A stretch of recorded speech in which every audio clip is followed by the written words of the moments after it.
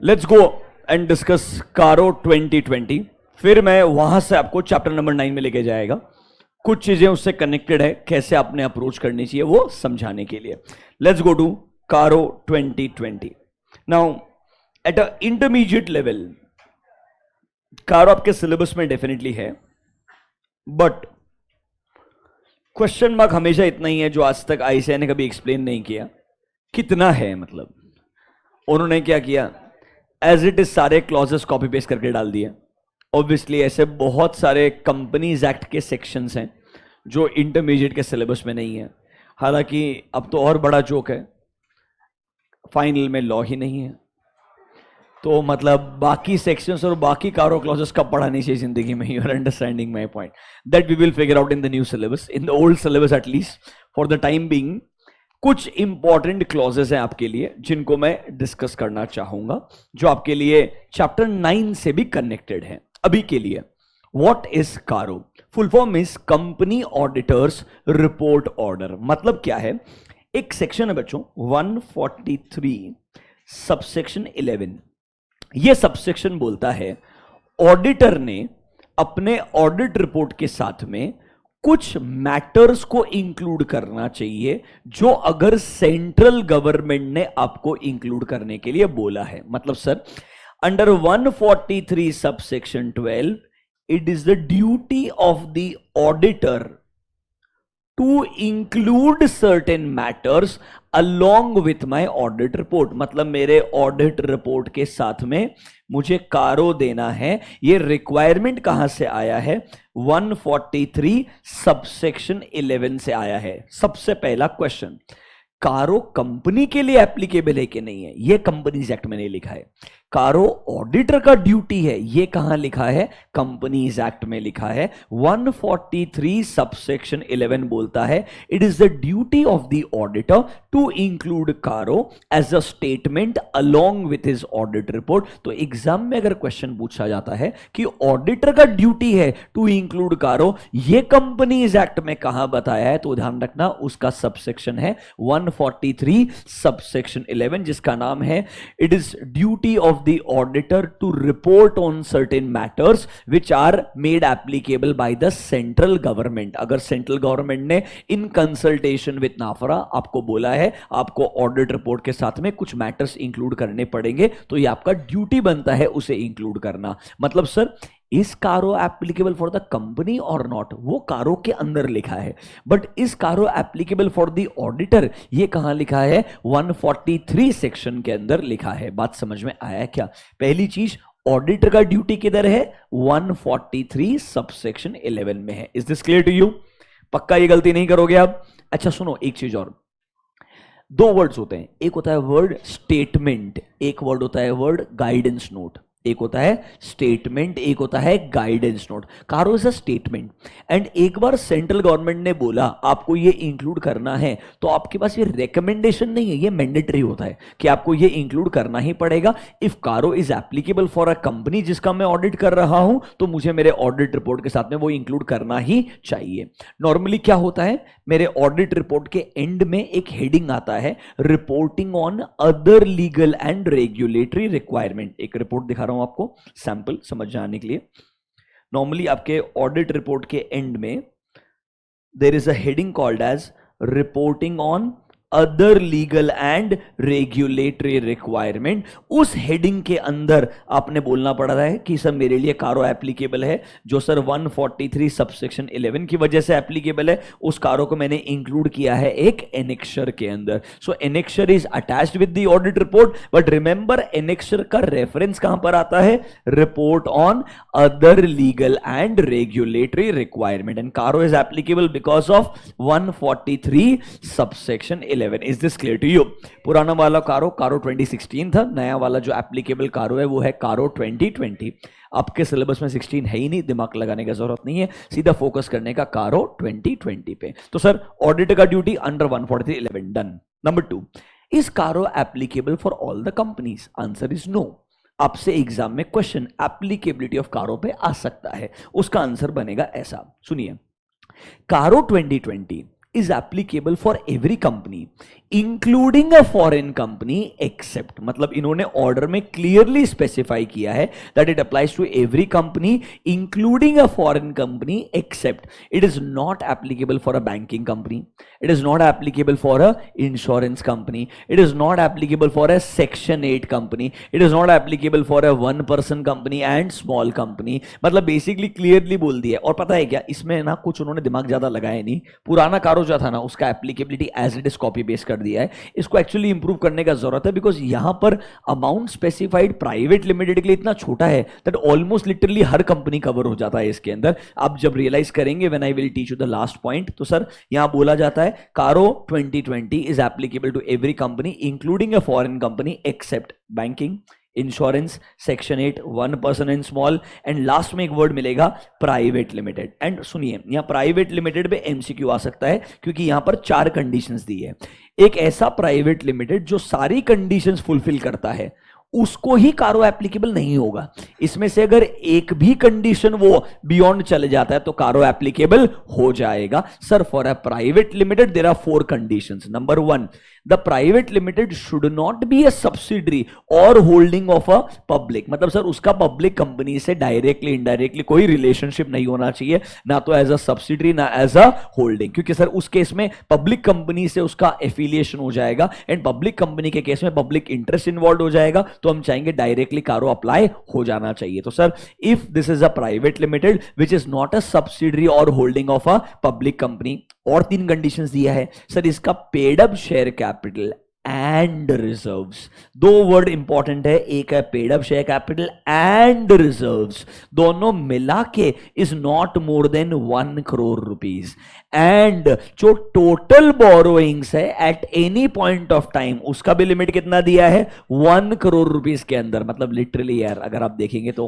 Almost एक बहुत छोटे से छोटे कंपनी के लिए भी अप्लाई हो जाएगा। ये लिमिट्स को रिवाइज करने का जरूरत है। इन्होंने 2016 वाले कारों से एज इट इज 2020 में कॉपी पेस्ट कर दिया, word by word, they did not change anything as such. But ठीक है, अगर आप मुझे पूछोगे कारो अप्लाई होना is not a problem, it's a good thing only. इससे क्या है, ऑडिटर का रिस्पॉन्सिबिलिटी और इंप्रूव होता है। I will explain you how जब मैं आपको क्लॉजेस एक्सप्लेन करूंगा। ये तो फॉर्मेलिटी के लिए एप्लीकेबिलिटी, जो मेन लॉजिक है वो क्लॉजेस के अंदर है। They are most you can say logical way to understand as a statutory auditor. कुछ चीजों पे हमको बहुत ज्यादा फोकस करने का जरूरत हुआ है, और रादर ऑडिटर का जो रिपोर्ट है उसका भी वैल्यू बढ़ गया है बिकॉज ऑफ कारो, बिकॉज कारो में इतने अच्छे क्लॉजेस को इंक्लूड किया गया है। मतलब बॉटम लाइन अभी के लिए एक प्राइवेट लिमिटेड जो सब्सिडरी नहीं है, होल्डिंग नहीं है, किसका, एक पब्लिक कंपनी का। Paid up share capital and reserves का लिमिट कितना दिया है, 1 करोड़ क्रॉस नहीं करता है। Borrowings eight any point of time 1 crore के बियॉन्ड नहीं है। टोटल रेवेन्यू, सर यहां पे वर्ड है total revenue as per schedule 3, इसमें अदर इनकम भी आ जाएगा। देखो वर्ड क्या है, total revenue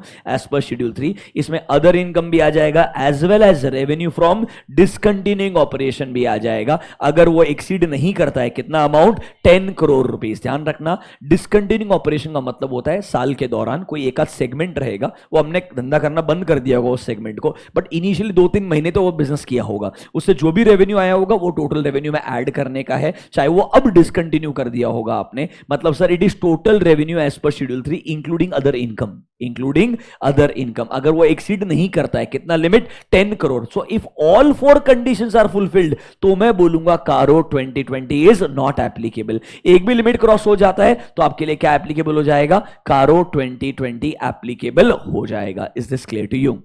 is this clear to you? बात समझ में आया क्या? पक्का? प्रॉब्लम किधर है मैं बोलता हूं, जस्ट गिव मी 1 सेकंड। नहीं कनेक्टर नहीं लाएगा, इसको बोलना जतिन को कनेक्टर देगा कोई तो देख लेना एक बार।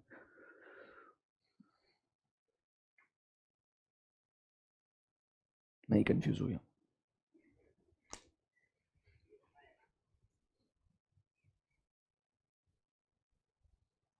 इसको इधर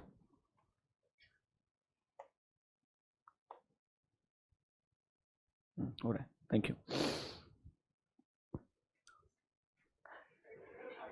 कारो 2020, so it is applicable to every company including a foreign company. Basic सा लिस्ट दिया है। अब प्रॉब्लम ये नहीं है, प्रॉब्लम ये है sir is CARO applicable for CFS और SFS? I will discuss good areas where a good MCQ can be design. बराबर है कि नहीं है? Is CARO 2020 applicable for CFS और SFS? I am asking you, it is applicable for CFS और SFS और both.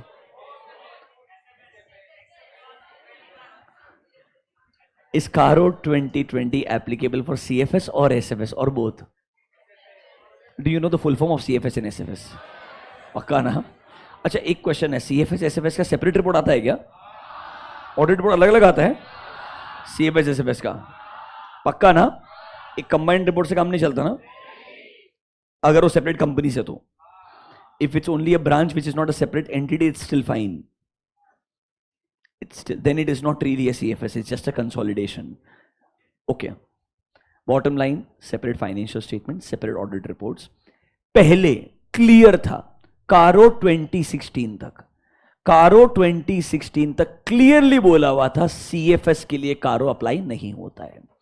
इस बार भी लैंग्वेज ऐसा बोलता है, CARO 2020 is not applicable in case of audit report on consolidated financial statements except. इस बार पहली बार वर्ड है एक एक्सेप्ट. उन्होंने एक क्लॉज बनाया है, वो क्लॉज स्पेसिफिकली किसके लिए है? CFS के लिए है. तो अगर MCQ में क्वेश्चन है तो लैंग्वेज इंपॉर्टेंट है.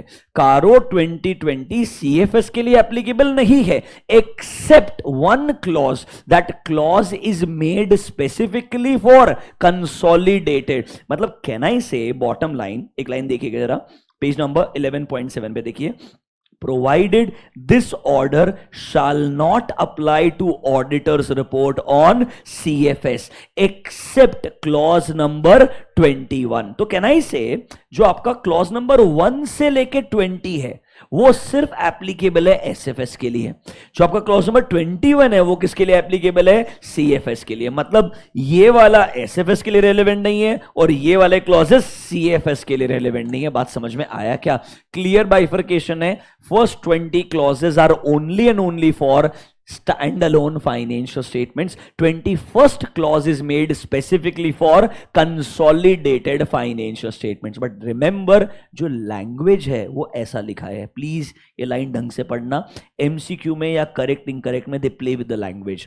The order clearly says it does not apply to auditor's report on CFS except 21th clause. मतलब 21st जो क्लॉज है, जो पैराग्राफ 3 में सारे क्लॉजेस लिख के दिए, उसमें सिर्फ जो 21st क्लॉज है वो किसके लिए अप्लाई होगा? CFS के लिए. क्यों कैसे आपको बताएंगे, डोंट वरी अबाउट दिस. इतना बात समझ में आया क्या सर? पहला चीज, कारो 2020 ऑडिटर के लिए एप्लीकेबल है, ये बोला कंपनीज एक्ट में 143 सबसेक्शन 11 बराबर है. इस CARO applicable for every company? No. उसका लिस्ट दिया है उन्होंने. CARO it is applicable for every company including a foreign company except ABCDE. बराबर है क्या नहीं है sir? It is applicable for CFS as well as SFS? No, it is applicable for SFS only. CFS के लिए apply नहीं होता है एक्सेप्ट क्लॉज नंबर 21. इतना क्लियर है क्या? अरे क्लियर है क्या? अच्छा, ये जो बोरोइंग्स वगैरह है, ये जो paid up share capital reserves का जो लिमिट है, रेवेन्यू का जो लिमिट है, ये करंट ईयर का है या प्रीवियस ईयर का है? These limits जो आपको 1 करोड़ 1 करोड़ 10 करोड़ जो लिमिट्स दिया है, ये करंट ईयर का कि प्रीवियस ईयर का है? करंट ईयर का है. प्रीवियस ईयर का नहीं हो सकता है क्योंकि कारो आता है ऑडिट रिपोर्ट के साथ में. ऑडिट रिपोर्ट देंगे फाइनेंशियल स्टेटमेंट खत्म होने के बाद. जब इस साल का नंबर है तो प्रीवियस ईयर के नंबर पे क्यों जाना है?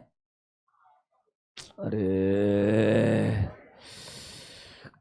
कारो कब आएगा? ऑडिट रिपोर्ट के साथ. ऑडिट रिपोर्ट कब देंगे? जब ऑडिट खत्म हो जाएगा. ऑडिट कब शुरू करेंगे? नॉर्मली जब फाइनेंशियल स्टेटमेंट खत्म हो जाएगा. अच्छा, होशियारी मत करना सर, लिस्टेड कंपनी में तो क्वार्टरली रिजल्ट. तो लिस्टेड कंपनी का नंबर सुनने के बाद 1 करोड़ 1 करोड़ 10 करोड़ का दिमाग लगाना नहीं है.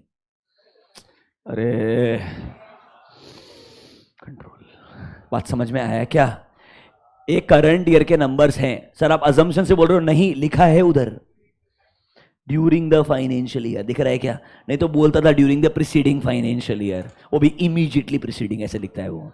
बराबर है कि नहीं है? इधर क्लियरली ड्यूरिंग द, ये करंट ईयर के नंबर से और लॉजिकल है. कारो कंपनी के लिए एप्लीकेबल है बट एक्चुअली में देने वाला कौन है? कारो ऑडिटर.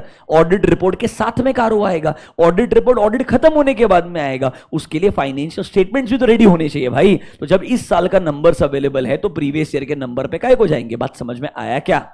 हाँ या ना? These are current year numbers. Do not make this disasters mistakes. Clear है क्या? पक्का? पूरा बेसिक्स बता दिया है. आगे बढ़ूं अभी? अच्छा, दिमाग में फालतू स्ट्रेस रखना ही मत सर. ये बोरोइंग में cash credit facility, short term सब आता है, सिक्योर्ड सब आता है. बात समझ में आया है क्या? सर ये बोरोइंग ऐसा है क्या, वो 1 करोड़ का पर बैंक? नहीं, जब तक स्पेसिफाई नहीं करते कलेक्टिव होता है, aggregate. There is something called as guidance note, there is a guidance note on CARO जहां पे ये सब लिखा हुआ है, ना तेरे लिए एप्लीकेबल है ना फाइनल के लिए एप्लीकेबल है, बस बता रहा हूं उधर लिखा हुआ है। Is this clear to you? पक्का है? रेवेन्यू में अदर इनकम आएगा क्या? हाँ, because it is revenue as per schedule 3। Is this clear to you? Clear है? आगे बढ़ूं? चलो now let's go to CARO clauses. Sir CARO के कौन कौन से क्लॉजेस इंटरमीडिएट लेवल पे मैंने बहुत ज्यादा फोकस करना चाहिए? Let me give you a list. वही लिस्ट मैं आपको पढ़ाऊंगा, सब पढ़ाने के लिए गया तो सुबह हो जाएगी, 2-4 घंटा तो कम से कम लग ही जाएगा यार, ऑब्वियसली एक लेक्चर में तो नहीं हो सकता है। चलो, क्लॉज नंबर 1 इंपॉर्टेंट है, नंबर 2 इन्वेंट्री इंपॉर्टेंट है, नंबर 3 ऑनेस्टली मैं डाउट में हूं, बट ठीक है फिर भी डाउट में क्यों आपको समझेगा ideally, because it is actually more relevant at a final level, because certain companies act provisions are not relevant for you. 1 and 2 इज definitely very important. Clause number 3 ठीक है, डिस्कस करना चाहिए। सीधा आ जाओ क्लॉज नंबर 5 के ऊपर, पब्लिक डिपॉजिट क्लॉज आपका ये मेरे को इंपॉर्टेंट नहीं लगता है, बस इंटरमीडिएट में सेक्शंस आपके सिलेबस में है 73 से 76। अरे डिपॉजिट से रिलेटेड है ना यार, पक्का याद है क्या ऐसा? नंबर 7 को मार्क करना, statutory dues. Clause number 7 statutory dues. Clause number 9 default in repayment, and clause number 11 fraud. इसके बाद में 12 छोड़ दो, 13 छोड़ दो, 14 छोड़ दो, 15 छोड़ दो, 16 छोड़ दो, 17th एंड 18th 2 क्लॉजेस, 19 छोड़ दीजिए। देन क्लॉज नंबर 20 वो तुम्हारा सीएसआर से रिलेटेड है, वो तुम्हारे सिलेबस में है ना, सीएसआर 135। अरे है ना, पक्का ना, इसलिए है तुम्हारे सिलेबस में। इसलिए देखो, नॉर्मली जो कंपनीज एक्ट के सेक्शंस आपके सिलेबस में होते हैं उनके अराउंड कारों पे क्वेश्चन आता है, ये जनरल ट्रेंड होता है आइडियली। फटाफट पढ़ाएं, क्लोज करते हैं। Can we get started? Let's start with clause number 1। जल्दी से आ जाओ। पहला क्लॉज क्या बोलता है? The clause number 1 is PPE, property plant and equipment. Best part बताए क्या, इतना डिटेल में कारो लिखा है कि अगर आपको यह समझ में आया तो एक्चुअली चैप्टर 9 का पीपी खत्म हो जाता आधा। इसलिए ढंग से सुनना, और इसी से बाद में चैप्टर 9 पे जाऊंगा मैं आपको समझाने के लिए कि खुद से अगर ढंग से कारो पढ़ा, उसके बाद चैप्टर 9 के अंदर कुछ बेसिक रूल्स फॉलो किए, तो चैप्टर 9 का आपका फियर खत्म हो जाएगा। चैप्टर 9 एक्चुअली में सबसे अच्छा चैप्टर है if you have a decent understanding. If you don't have understanding, it's a stress. इसीलिए शांति से सुनना। क्लॉज नंबर 1 पीपी क्या बोलता है? सर सबसे पहला चीज, क्या कंपनी ने प्रॉपर रिकॉर्ड्स मेंटेन करने चाहिए? Have you the word FAR, fixed asset register. Company ने अपने टैंजिबल इंटैंजिबल दोनों एसेट्स के प्रॉपर रिकॉर्ड्स मेंटेन करने चाहिए, जिसमें सर हमको क्वांटिटेटिव डिटेल भी चाहिए, हमारे पास लैपटॉप कितने हैं, प्लांट मशीनरी कितना है, क्वांटिटेटिव डिटेल भी चाहिए। एंड सर उन एसेट्स का सिचुएशन कैसा है, मतलब लेट्स से लोकेशन क्या है, करंटली उनकी फिजिकल कंडीशन कैसी है, इनडायरेक्टली उसका रिकॉर्ड्स मेंटेन करना चाहिए। PP point number 1, company should maintain proper records including quantitative details and the conditions of the asset. Company ने मेंटेन करना है, ऑडिटर ने क्या करना है? चेक करना है। चेक करने के बाद कारों में बोलने का है, हमने ये देखा, प्रॉब्लम है तो बताने का, नहीं है तो बताने का, मतलब कारों में लिखना पड़ेगा चाहे कोई प्रॉब्लम है या नहीं है। इन बोथ केसेस कारों के क्लॉज में आपको ये बताना पड़ेगा। नंबर 2, क्या कंपनी ने अपने प्रॉपर्टी प्लांट एंड इक्विपमेंट्स का फिजिकल वेरिफिकेशन करवाना चाहिए? Yes, eight reasonable intervals. Normally India में रीजनेबल इंटरवल पहले 1 in 3 years बोलते थे, आजकल कॉमन है 1 in 2 years का भी ट्रेंड है आइडियली, कि एटलीस्ट 2 या 3 साल में एक बार अपने प्रॉपर्टी प्लांट एंड इक्विपमेंट का क्या होना चाहिए?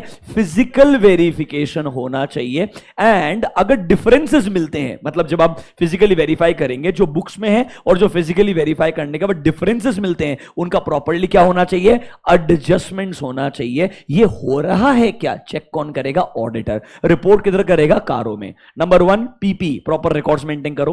नंबर 2 फिजिकल वेरिफिकेशन होना चाहिए on a timely basis. Management से पूछो आपने फिजिकल वेरिफिकेशन करवाया है क्या, किससे करवाया है, रिपोर्ट क्या है, डिफरेंसेस मिले तो एडजस्टमेंट किया है या नहीं किया है। Number 3 the most important one, title deeds of immovable properties. Have you the word immovable properties? Your buildings and all, बराबर है कि नहीं आइडियली? अब इनका टाइटल डीड्स कंपनी के नाम पे होना चाहिए। अब building should be registered in the company's name, office premises should be in the company's name, बराबर है कि नहीं है? प्रॉब्लम क्या होता है, immovable properties are given as a charge for a borrowing. Immovable property are given as a charge. अरे आपने पैसा बोरो किया, उसके अगेंस्ट सिक्योरिटी आपने मॉर्टगेज डीड साइन करके रख दिया होगा, तो कहना इसे आपका ओरिजिनल टाइटल डीड किसके पास रहेगा? बैंक या फाइनेंशियल इंस्टीट्यूशन के पास रहेगा। तो ऑडिटर को देखना है जितने भी इमूवेबल प्रॉपर्टी है उनके टाइटल डीड किसके नाम पे होने चाहिए? कंपनी के नाम पे। और अगर टाइटल डीड्स ओरिजिनल कंपनी के पास में नहीं है तो अगर मॉर्टगेज डीड वगैरह रहेगा उसका एक प्रॉपर सर्टिफाइड कॉपी होना चाहिए। Can I also send a confirmation letter to the bank कि सर आपने इस बोरोइंग के अगेंस्ट में चार्ज लेकर के ओरिजिनल टाइटल डीड्स अपने पास रखे हैं या नहीं रखे हैं। इस तरीके से इमूवेबल प्रॉपर्टीज का टाइटल डीड चेक करना जरूरी होता है। नॉर्मली जिन इमूवेबल प्रॉपर्टीज का टाइटल डीड्स कंपनी के नाम पे नहीं होता है, कंपनी को अपने नोट्स टू अकाउंट्स में डिस्क्लोजर भी देना होता है, ये इमूवेबल प्रॉपर्टी है जो हमारे बुक्स में एग्जिस्ट करता है बट इनके टाइटल डीड्स कंपनी के पास में नहीं है, या टाइटल डीड कंपनी के पास में है, ओरिजिनल डॉक्यूमेंट्स नहीं है, खो गए होंगे, बहुत पुराने, let's say generation to generation आ रहे होंगे आइडियली, या ओरिजिनल डॉक्यूमेंट्स किसी थर्ड पार्टी के पास होंगे, जो भी आपको डिस्क्लोजर भी देना पड़ता है। तो ऑडिटर को चेक करना है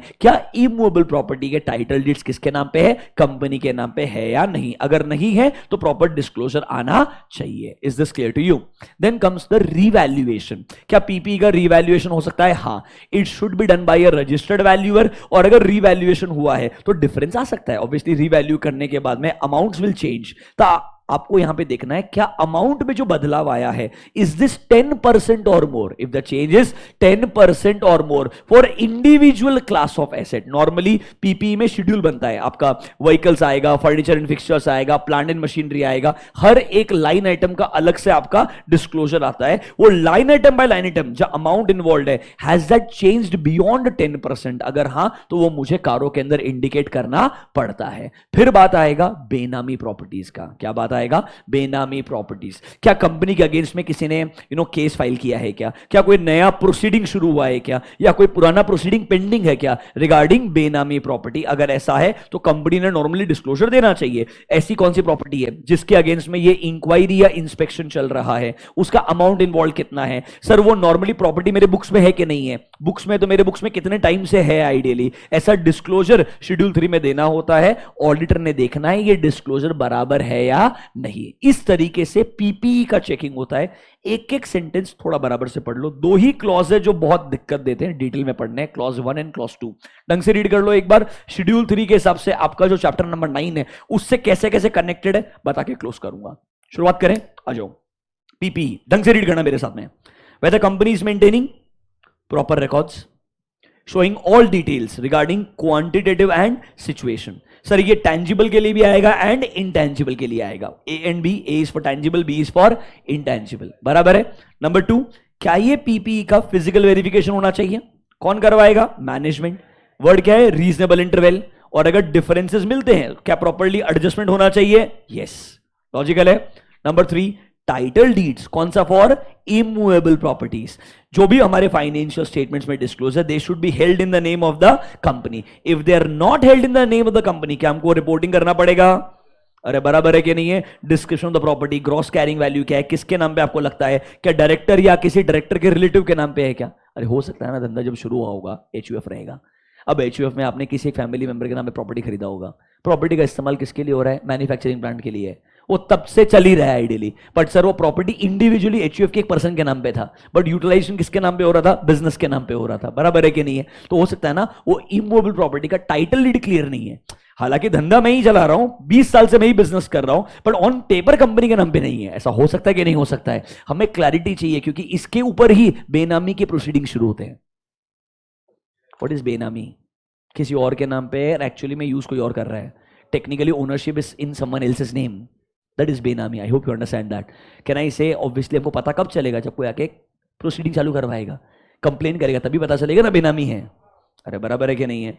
next, whether company has revalued its PPE और intangible assets, it should be done by registered valuer. और अगर अमाउंट ऑफ चेंज है, इफ इट इज 10% और मोर इंडिविजुअल लेवल के ऊपर, तो हमको रिपोर्ट करना पड़ेगा। एनी प्रोसीडिंग जो पेंडिंग है या इनिशिएट की गई है फॉर होल्डिंग एनी बेनामी प्रॉपर्टी, तो सर कंपनी ने अप्रोप्रिएटली डिस्क्लोज करना चाहिए डिटेल्स को। किधर? फाइनेंशियल स्टेटमेंट्स के अंदर। एक काम कीजिए, इधर ही चैप्टर नंबर 9 पे जाइए मेरे साथ में।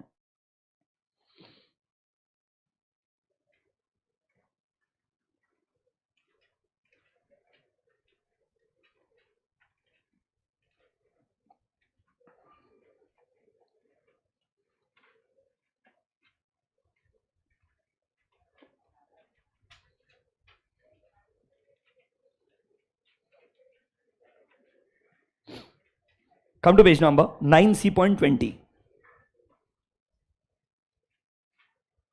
देखो, chapter number 9 talks about audit of PP, audit of items of financial statement. बराबर है कि नहीं है? अब उसमें बैलेंस शीट आइटम भी चेक करना सिखाएगा, इनकम स्टेटमेंट आइटम भी चेक करना सिखाएगा. यह है आपका audit of tangible assets, that is audit of PP, page number 9C.16. बराबर है? इसमें इंडिविजुअली क्या चेक करना बताएंगे आपको. सबसे लास्ट में आपको देखो, लास्ट में मिलेगा प्रेजेंटेशन डिस्क्लोजर. ये प्रेजेंटेशन डिस्क्लोजर में क्या बोलने वाला है? शेड्यूल 3 के हिसाब से प्रेजेंटेशन डिस्क्लोजर होना चाहिए. बराबर है कि नहीं है? मेरा बात सुनो, how it has happened. Schedule 3 में एडिशनल डिस्क्लोजर्स आए. सुनना, शेड्यूल 3 में एडिशनल डिस्क्लोजर्स आए. वही चीज कारो 2020 में आया.